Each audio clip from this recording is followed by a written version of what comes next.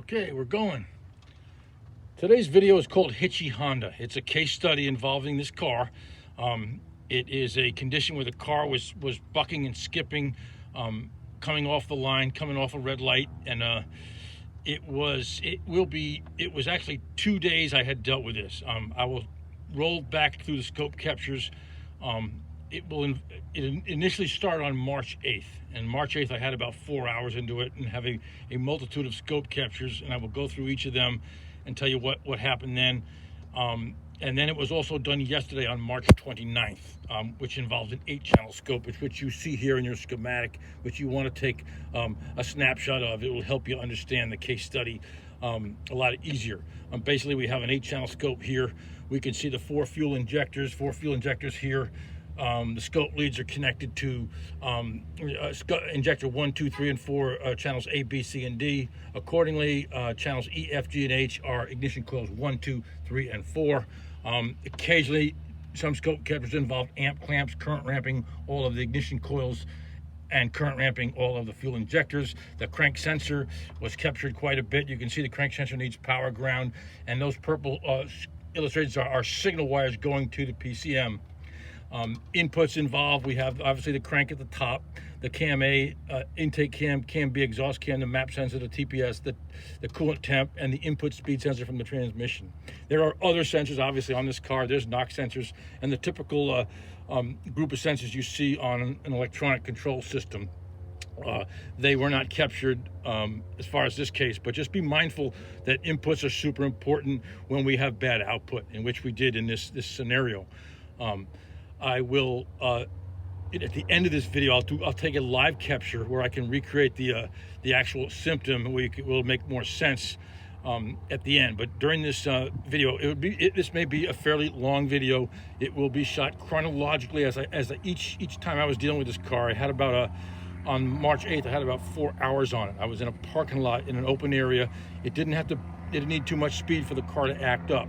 And I'll tell you what I did. Each capture I took, and the result of that, and my kind of methodology through the procedure. I had about 4 hours on March 8th, and then I was back at it yesterday dealing with it again. So I thought it would make a really good case study to present to you people. Anyway, the scan tool was initially hooked there. There were no codes. I scanned it on the 8th, and it was code free. No history codes, no permanent codes.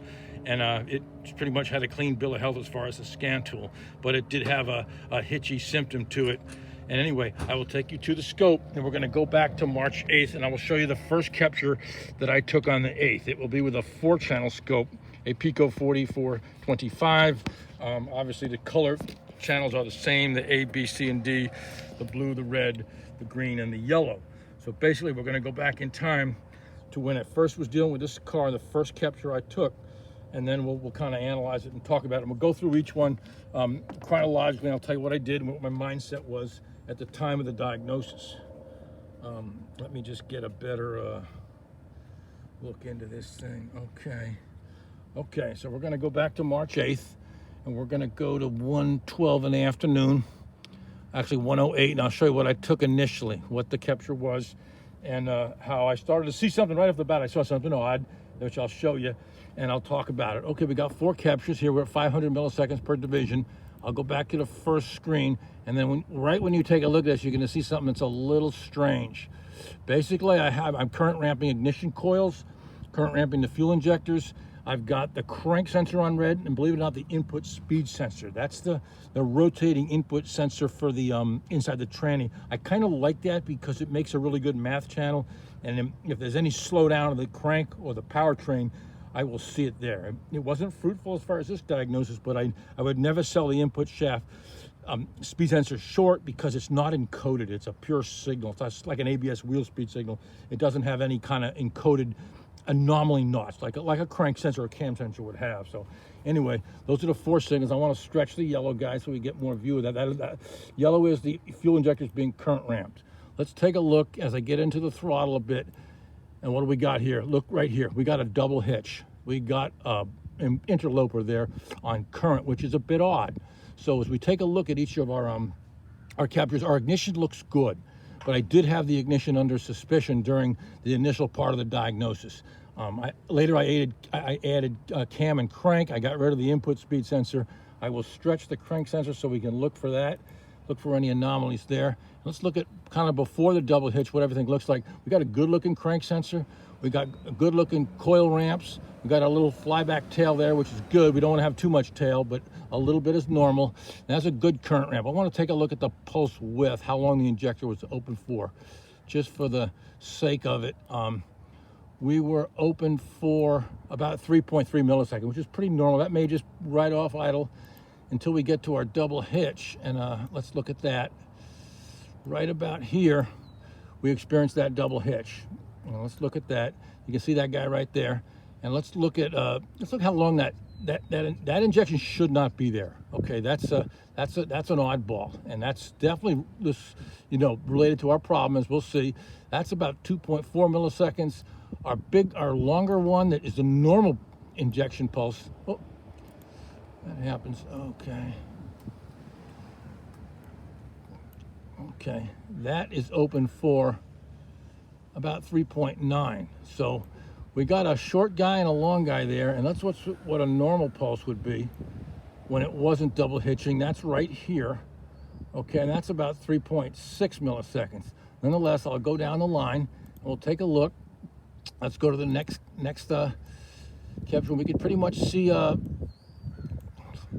we can still see the double hitch. I'll pull the crank down, and in yellow, I hope you can see the yellow. It's not the brightest color when the backdrop white, but nonetheless, you can see that double hitch coming, going. It's sort of sporadic. We can see it again there. It's right there. That's our little double hitch. So just bear that in mind. I continue to look at the crank because, I'm thinking about inputs. You got to think about inputs, and the crank looks good. So I want to take a look to see if the crank was doing something weird when the injectors were double hitching, but they were not. The crank looks healthy, and the ignition current ramps look good. So nonetheless, we basically have kind of an extra hitch on our injection pulse as we look through this capture. So that was this capture. Then I went and on my next capture, I will go back to my file, and we'll look at the next capture. And that was for the 8th. And let's see what we got now. That's at 1:28. Let's look what I did here. That's my second capture, and I'll tell you what was involved here once I get it up on the screen.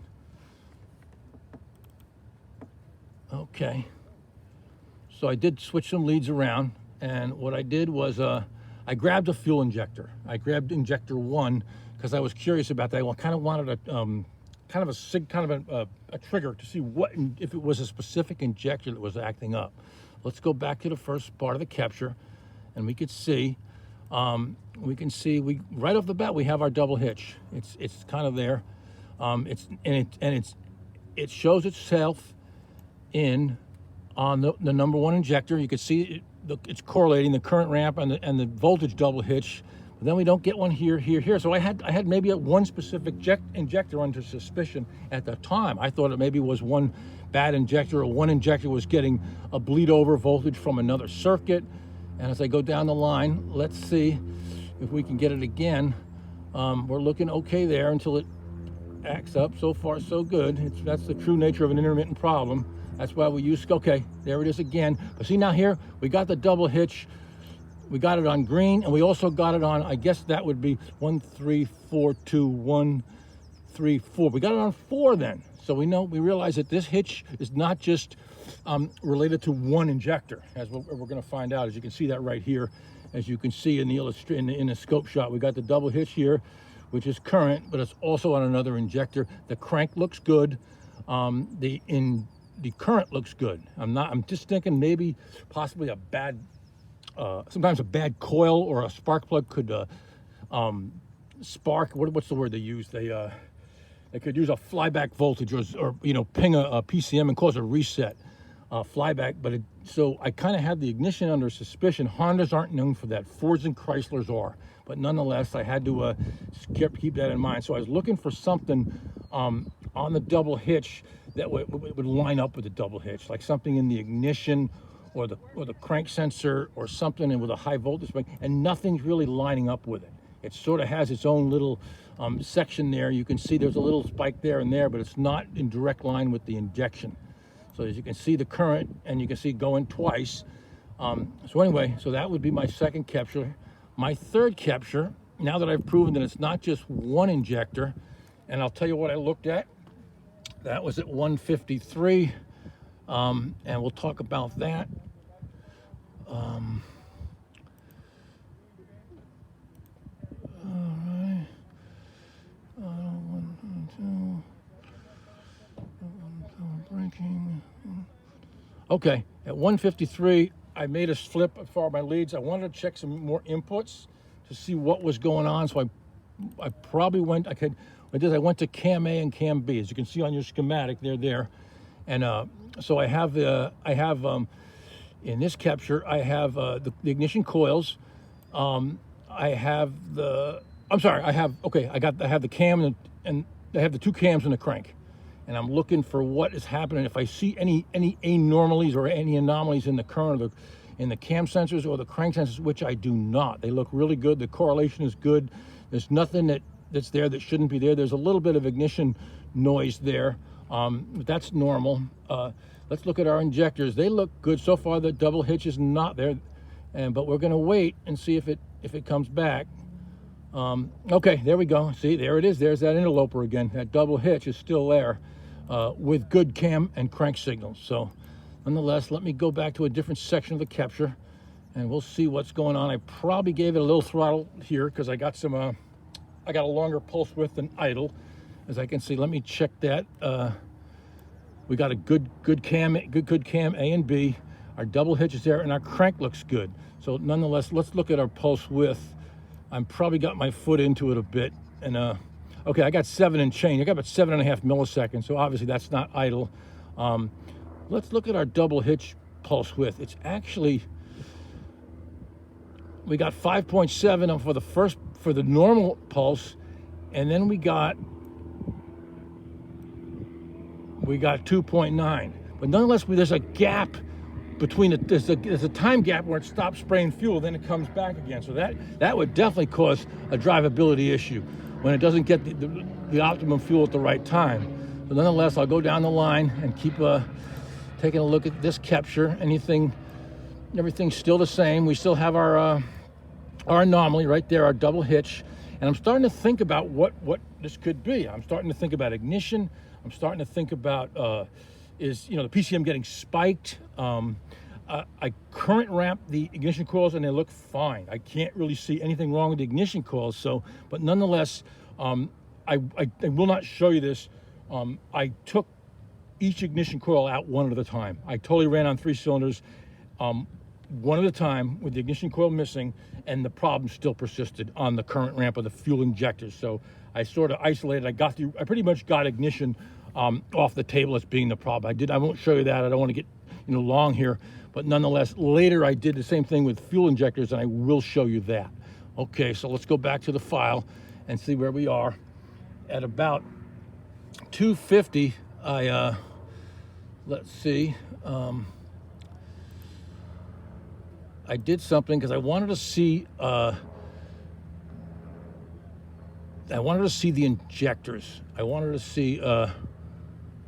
Okay, right about here is injectors, and I want to show you what I did. I kind of scoped just with a 4-channel scope. I scoped all 4 injectors, and I noticed that this double hitch was actually everywhere, was equally distributed to each of the injectors.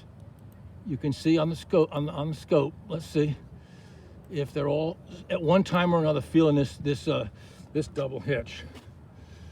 You can see right here. Okay, they're looking good here. Yellow guy's got it. Red guy's got it. So we know yellow and red are experiencing it.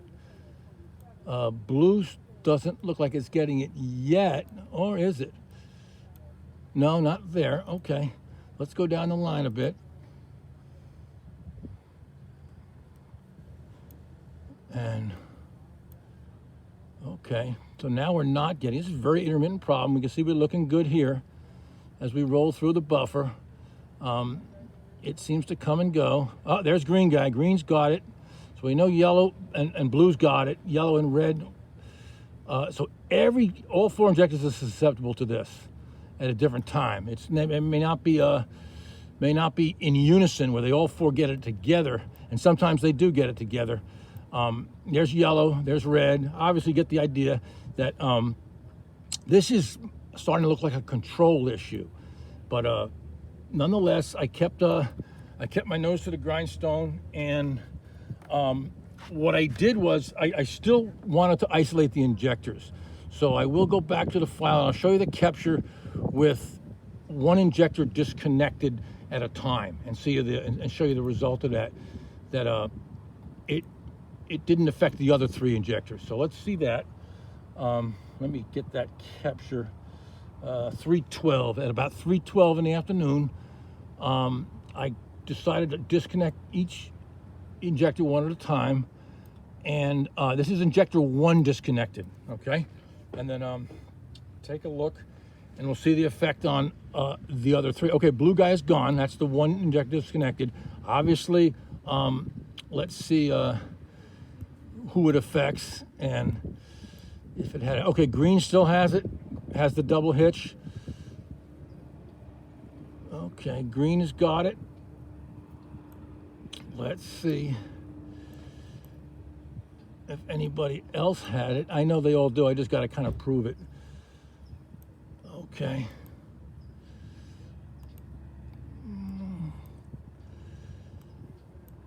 Okay. See, this is when the going is good. See, the problem is very intermittent, and we will see why. Let me go back to the beginning, see if I can get the other injectors to act up. We know. Okay, green's got it.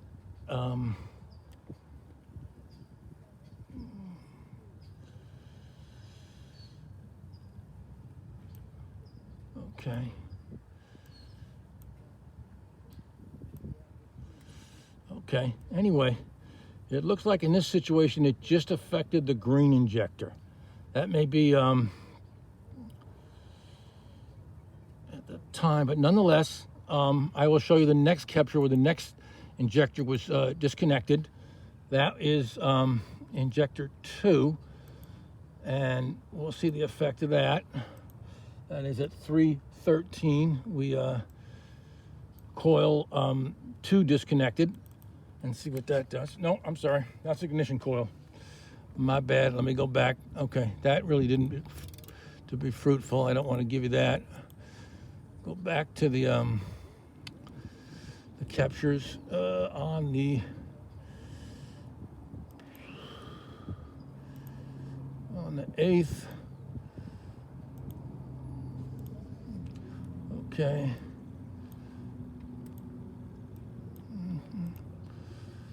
Okay. Oh boy. Okay. Just gotta turn it on. We're ready.